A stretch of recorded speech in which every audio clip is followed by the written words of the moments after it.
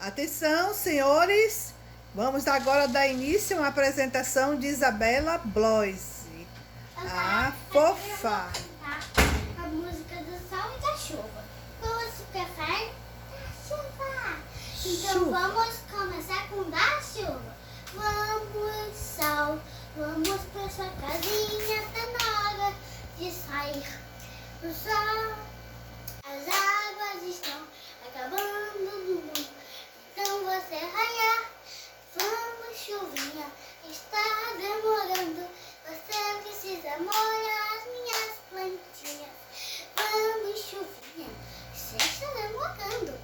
Já faz 2 horas e você está esperando.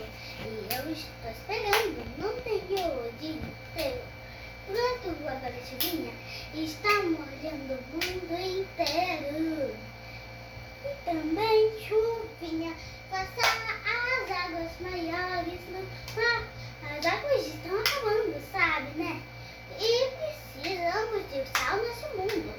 Gente, eu também pagando música pra falar.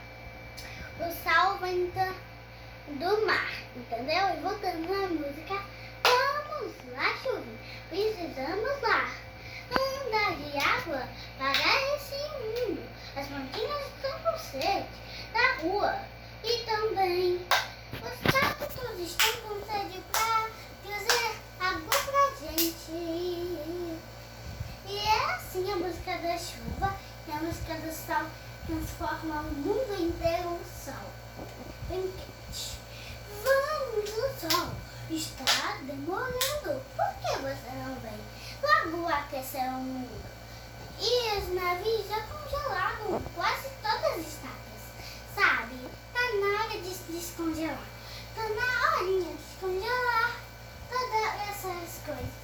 É melhor você descongelar, sabe, as coisas, por causa que tá muito quente.